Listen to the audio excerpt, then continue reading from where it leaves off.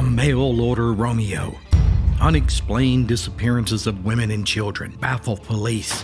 This is a true story of Harry Powers.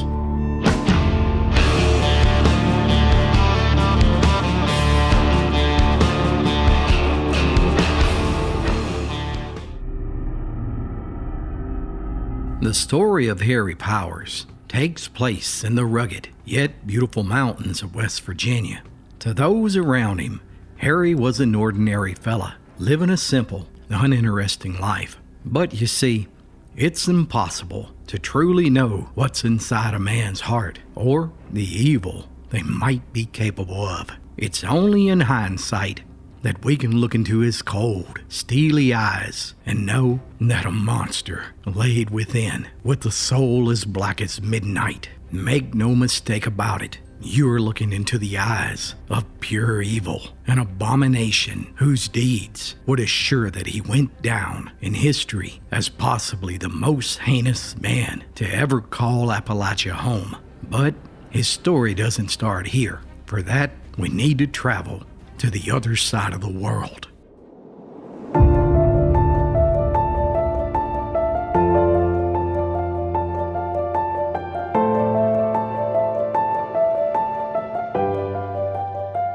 Harry Powers' birth name was Harm Drenthe, and he was born in a small village in the Netherlands in 1892. His father was a farmer and worked in a blacksmith shop, while his mother kept the house and tended to the children. As a boy, Harm attended a Dutch school, where he was a quiet student who did little to stand out from his classmates. Harm kept to himself and kept a small diary where he shared his private thoughts. He was tired of being poor, and he dreamed of the land of milk and honey, America, where anything was possible.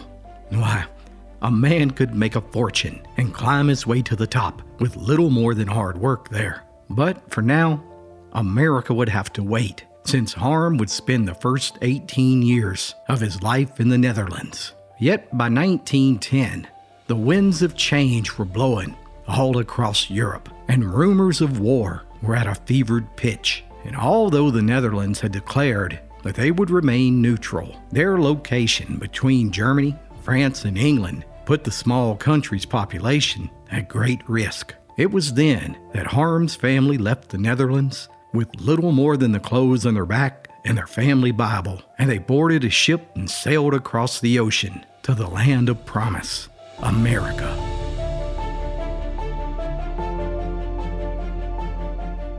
Once in America, World War I broke out, and Harm's family had gotten out of Europe just in time. But you see, he was only 20 years old, and as a poor immigrant, the U.S. government believed that he made the perfect soldier. Just like that, he was sent to the front lines of World War I.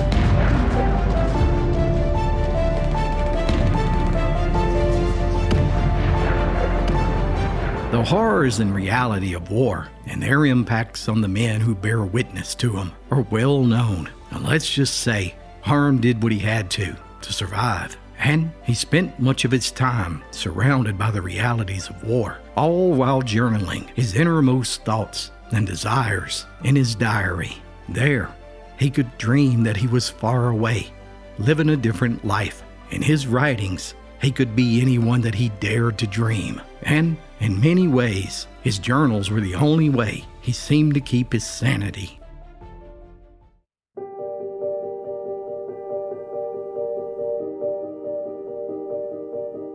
Once the war was over, Harm returned to America and rejoined his family, who had settled in rural Iowa.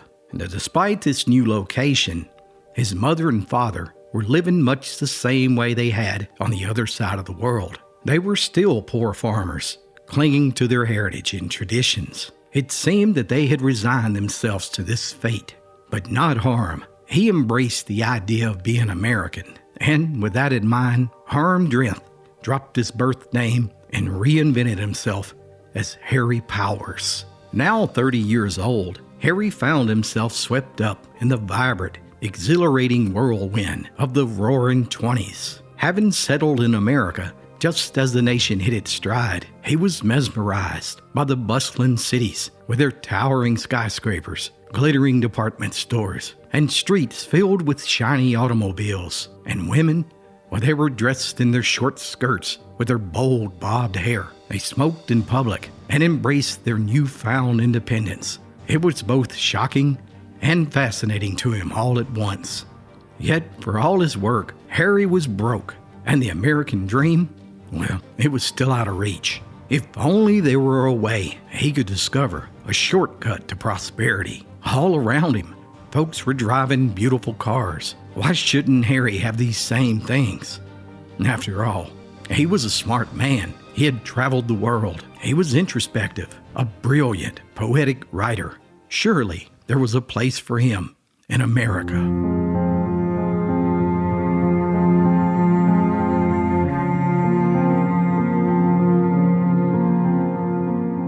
Well, one day in 1927, Harry was reading through the back pages of the classified ads in a local newspaper when that opportunity finally presented itself. There before him were hundreds of want ads from women all over the United States seeking marriage. You see, long before the internet and modern dating apps, it was common for those who were seeking love to take to the classified sections of newspapers and popular magazines. Much like social media posts of today, the ads were brief and to the point, a small space where potential companions could describe themselves and what they were looking for in just a couple sentences. Men and women, especially those living in remote areas or busy cities, used these ads to overcome the challenges of meeting people.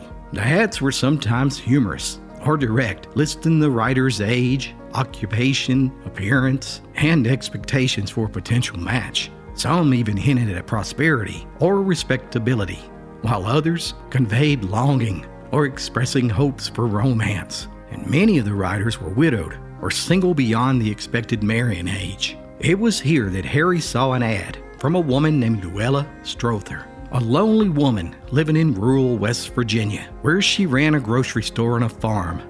Harry responded to Luella's ad and immediately swept the lonely woman off her feet with his poetic words of tenderness and affection. He seemed almost too good to be true. Harry sent letter after letter, each more genuine and passionate than the one before. And after several letters back and forth, Luella had fallen madly in love with the man of her dreams. Oh, he was perfect in every way. So, in late 1927, after a whirlwind of written promises of eternal love, Harry traveled to West Virginia, and in short order, Harry and Luella were married. Was this marriage preordained by the good Lord above, or was Luella's mail-order Romeo hiding something much more sinister? Buckle up. This one's about to get rough. Hey guys, JD Phillips here from the Appalachian Storyteller, and I hope you're enjoying this true story about the life of Harry Powers. If you enjoy stories like this, I hope you'll consider checking out one of my new books on the appalachianstoryteller.com or by clicking the link below. And now, back to the story.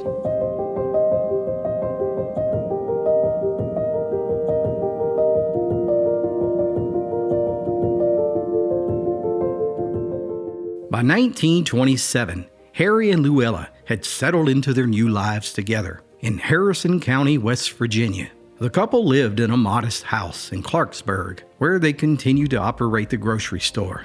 Luella also owned a small farm about 7 miles out of town in an area that was known as Quiet Dale, where much of their vegetables for the store were being grown. But the store, well, it wasn't doing as well as it had in years past because of the looming Great Depression. So the happy couple decided that Harry would take a job as a traveling salesman selling the latest and greatest modern marvel of the time that was sweeping housewives across America off their feet, the vacuum cleaner. Harry turned out to be quite the salesman, and he would travel all over America for weeks at a time. But this left Luella alone most of the time, so the couple resorted to writing love letters to each other, much in the same way that they did when they first met. And what little time Harry was back home in West Virginia, he began spending much of it at the farm in Quiet Dale. Harry convinced Luella to build a garage on the property. And Luella, well, she trusted Harry's advice,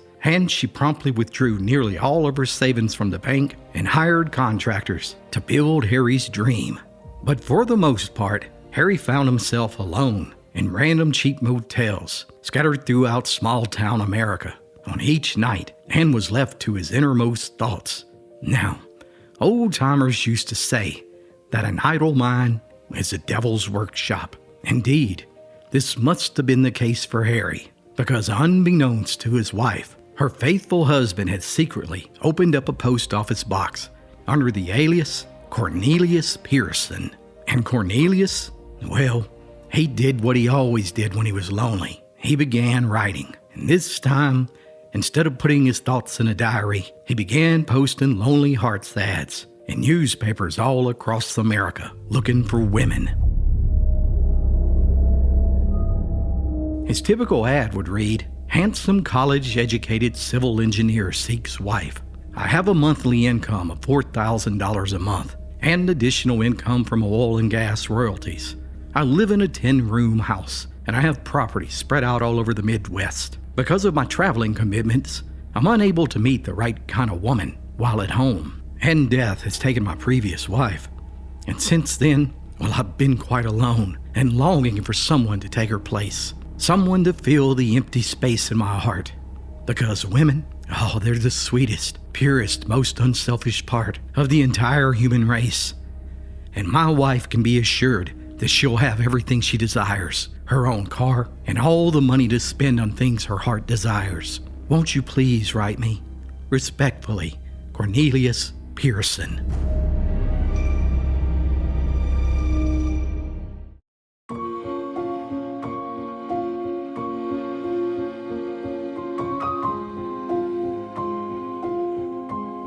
Within days, the secret post office box was overflowing with letters from women all across the United States. Young women looking for the stability of a wealthy man.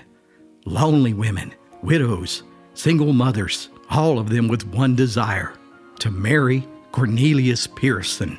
And yet, none of them could have ever dreamed that the dashing man of their dreams was really a monster, filled with secret desires that until now had lived in his twisted mind.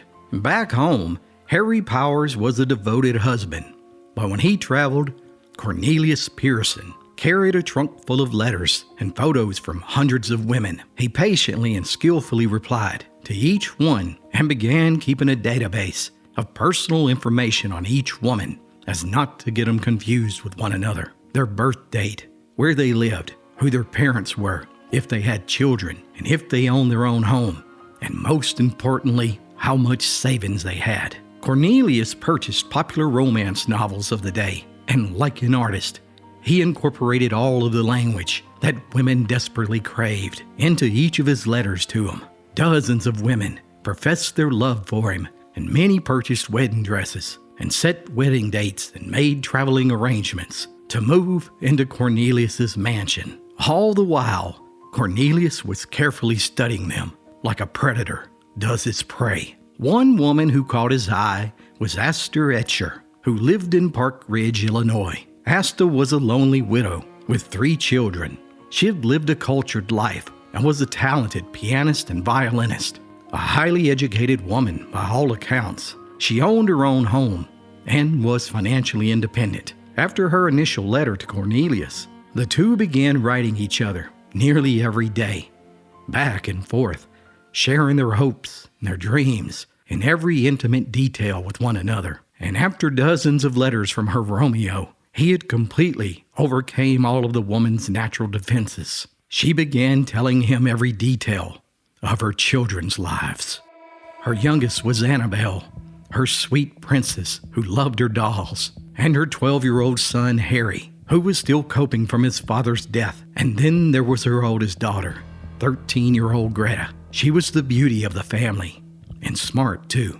Asta shared with Cornelius how Greta was a bit apprehensive about him, and she cautioned her mother to take things slowly. And for his part, Cornelius carefully charted each detail about the children and even began sending letters to each of them, grooming them and telling them to send him pictures and copies of their school grades. He told young Greta of how he looked forward to taking care of her and being her new daddy. All the while, Aster was love-struck. It was all a dream come true for her.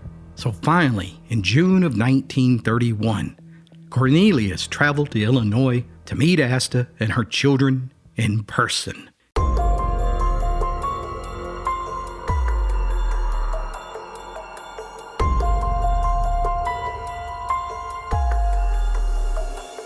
And what a charmer Cornelius was. He spent 2 days with Aster and her children, easily winning their trust.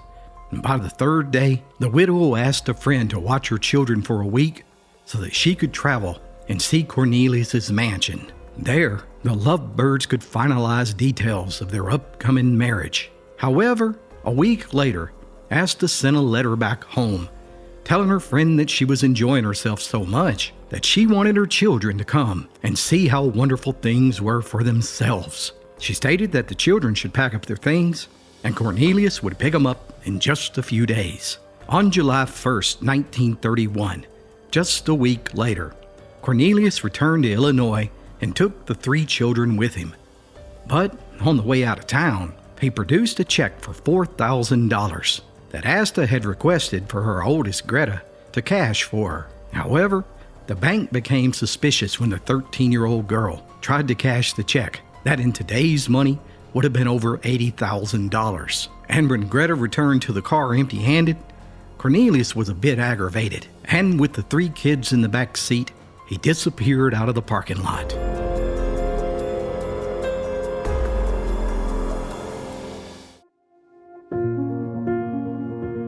Weeks went by, and no one had heard from Aster or her kids until another letter arrived back in Illinois stating that they had decided to travel to Europe for the summer. This struck concerned neighbors as odd, but even stranger was when Cornelius reappeared at Aster's home and began emptying it of its contents, preparing to rent it out. Neighbors quickly called the police. Yet Cornelius, he produced paperwork stating that he had the power of attorney over all of Aster's property. This entire business seemed fishy to police, but they had nothing that they could arrest him on. So Cornelius disappeared once again. The entire month of July came and went, but no sign of Aster. Meanwhile, Cornelius was still receiving nearly 20 letters a day from women, and he kept traveling to meet them. On August 1st, he popped up in Massachusetts, where a woman named Dorothy Lemke had all her earthly possessions and wedding dress packed and ready to travel to Cornelius's mansion as his bride. Strangely, Dorothy, too, would never be heard from again. By mid-August, police in Illinois and Massachusetts were trying to solve missing person cases of 2 women and 3 children, and the only clues they had were piles of love letters that were postmarked from Clarksburg, West Virginia. So on a hunch, they contacted the West Virginia authorities looking for Cornelius Pearson, but no one had ever heard of him. But those crafty police figured that a man who spent so much time writing letters must have spent a significant amount of time down at the post office. So sure enough, after a bit of snooping around, the secret mailbox was discovered and unlocked, still full of letters from hundreds of women. It was then that authorities realized that Cornelius Pearson was in fact Harry Powers. He was quickly brought in for questioning, and when police searched him, Harry still had letters from women in his coat pockets and a list of 155 women's names. And in his car, it was completely full of letters and photos of women from all over the United States. Harry casually admitted to writing the letters, but he didn't have any idea where those women or children might be. He hadn't seen them in weeks. And outside the jailhouse, word quickly spread in Clarksburg that Harry was being investigated. And that's when an anonymous phone call came in. The caller stated that he lived near Harry's farm in Quiet Dale, and that over the past week, there was a strange, foul smell that seemed to be coming from the new garage that Harry built. And armed with this evidence, police decided to hold Mr. Powers and get a warrant to search that farm. But I tell you right now, no one was prepared for what happens next.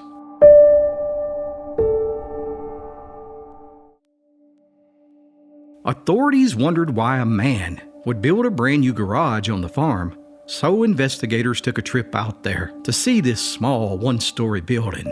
And as the deputies were opening the doors, one of them was kicking idly at the dusty ground when something shiny caught his attention. "Hey fellas, look at this." There in the dirt were 4 women's hairpins. Their curiosity was now on high alert as the men entered the garage. At first glance, it was odd. There were no tools and no farm equipment. There were no windows, and the room was completely dark as the men shined their flashlights.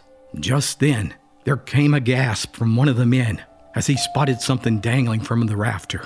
"Good Lord, it's a noose!" As the officers gathered around, one of them noticed a rug on the floor directly below the rope, and upon removing it, there seemed to be a trap door.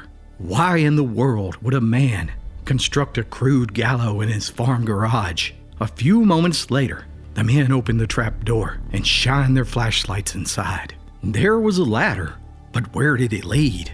Was there a secret underground bunker hidden here? Unsure of what lurked below, each officer drew his sidearm as they carefully made their way down the dark stairs. Once they reached the bottom, they saw an iron door, then another and another. In total, there were 4 small rooms, each with iron doors, and they were in complete pitch blackness, except for a tiny air hole that was close to the ceiling. The entire rooms were soundproofed. What in the world was this? Oh my God, were these prison cells? The men shined their lights on the walls and the floors that surrounded them, and that's when they realized they were covered in blood. In one corner, there was a small trunk, and when it was opened, it was full of women's clothing and jewelry, and closer inspection revealed the clothing was torn and covered with more blood. And there on the floor appeared to be human hair and the bloody footsteps of a child. Each man turned completely white and were now sweating from this house of horrors, and they quickly ran back up the stairs out of the dungeon of torture.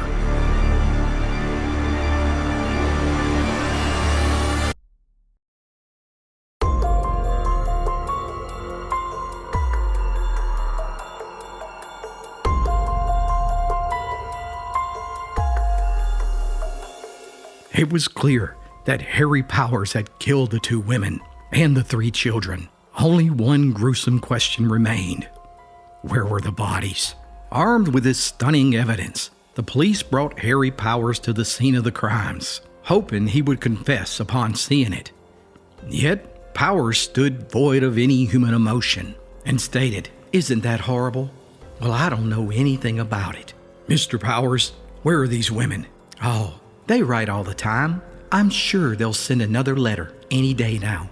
You'll see," Powers confidently replied with a smirk on his face. As the day went on, hundreds of locals descended on the crime scene to watch the investigation unfold.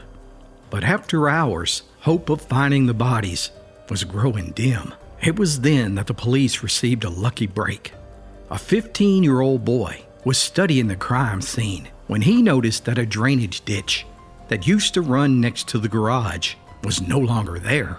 The boy assured deputies that he was sure there was a ditch that used to be there, and moments later, every man on the scene began digging a deep trench, and a few hours later, 5 human bodies were pulled from their graves. Each victim had been wrapped in a white sheet, and swelling around their necks indicated that they had been hung. One victim still had a rope around their neck, and there in the pit lay 2 bloody hammers and a pipe wrench.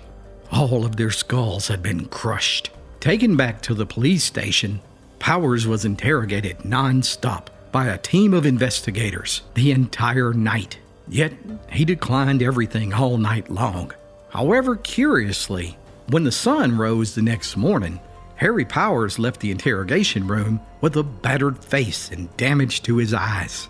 The cops testified that he must have slipped while walking down a flight of stairs. But whatever the cause, Harry Powers had a change of heart and confessed to the murders. Outrage filled the town of Clarksburg, and a lynch mob of 5,000 men surrounded the jail, where they staged a 3-hour siege, demanding that Powers be handed over to them. Police were only able to secure the scene after deploying tear gas repeatedly into the mob. As Harry awaited trial, he recanted his confession and stated that the cops had beat the hell out of him. Photos of his face even prompted President Hoover to launch a federal investigation into the methods that were used by police during his interrogation. The trial itself was a spectacle. The crowds were so large that it was held in a local opera house. In an effort to seat the crowds, the place was filled to the rafters, as the details of exactly how and when Harry Powers committed the brutal murders. And to be honest with you, the details are so horrific, I won't describe them here. Suffice it to say that Powers held the victims for weeks without food, each in their own prison cell, where he tortured and had his way with them, forcing them to write letters and checks, turning all their property and money over to him before killing them. During the trial, letters from the dead women continued to be mailed. People in Illinois and Massachusetts continued receiving letters from the dead women, stating how great they were doing and how much they loved Cornelius. And even with this case making national news, hundreds of women continued to write Cornelius in hopes that they too could visit his mansion for their wedding ceremony. Suddenly, a slew of unsolved disappearances of women came to light, and police suspect that Powers was responsible. And for his part, Powers would just smirk and tell investigators to prove it if they could. Harry Powers, aka Cornelius Pearson, the West Virginia serial killer, was put to death in the same manner that he killed his victims, by hanging. On March 18, 1932, as he stood on the gallows, a preacher prayed repeatedly for God to forgive Harry. But Harry, he never paid attention to the man of God. And asked if he had any final words, he smiled and said, "Nope." Had police not stopped him, it's believed that Harry Powers would have continued his crimes for the rest of his life. And even now, the question remains, just how many people did Harry Powers really kill? Till next time, my friends, thanks so much for watching, and be sure to like and subscribe for more true stories from Appalachia's past.